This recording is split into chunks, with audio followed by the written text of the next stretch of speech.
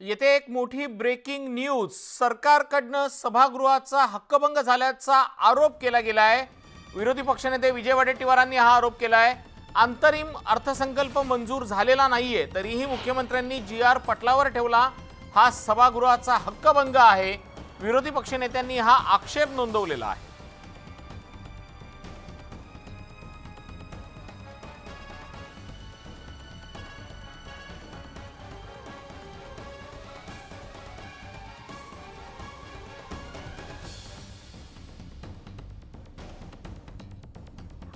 तर आपण पाहतो आहोत की विरोधी पक्षनेते विजय वडेट्टीवारांनी आक्षेप नोंदवलेला आहे। मुख्यमंत्री एकनाथ शिंदेंनी एक बजेटमध्ये घोषणा केलेली होती। या बजेटला अद्याप मंजुरी मिळायची आहे, कारण की बजेट हे विधिमंडळात मांडलेलं आहे, ते राज्यपालांकडे मंजुरीसाठी पाठवायचं आहे। मात्र त्याआधी GR काढला असा आरोप वडेट्टीवारांनी केलाय।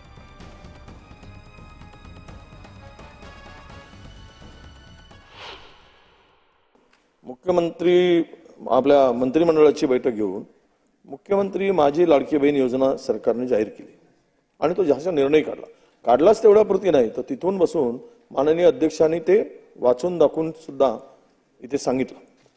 मला असं वाटतं की अध्यक्ष महोदय, ज्यावेळेस सभागृहाचा बजेटचा सत्र सुरू असताना त्यावर अद्याप राज्यपालाची सही झाली नसताना, ते सार्वभौम सभागृहाचा अधिकार असताना अशी योजनेचा GR त्यावर लेखाशीर्ष सुद्धा नसताना जुना लेखाशीर्ष वापरून जुन्या लेखाशीर्षामध्ये सुद्धा ती तरतूद असायला पाहिजे, ती तरतूद नसताना हा जो GR काही काढला, या घोषणेचे श्रेय कदाचित यांच्या आपसातील मुख्यमंत्री, उपमुख्यमंत्री, वित्तमंत्री श्रेयवादाची लढाई कदाचित असेल, तो त्यांचा प्रश्न आहे। या सार्वभौम सदनाचा अधिकाराचा हक्कभंग या झालेला आहे की नाही याची माहिती किंवा या संदर्भातला खुलासा आम्हाला हवा आहे। सभागृह सुरू असताना अशा पद्धतीची घोषणा करणं योग्य आहे का?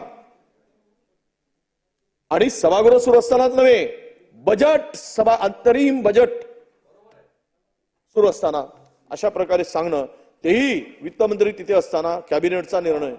म्हणून माझी सभागृहाला विनंती आहे, आपल्या माध्यमातून आपल्याला विनंती आहे, हा हक्कभंग आहे।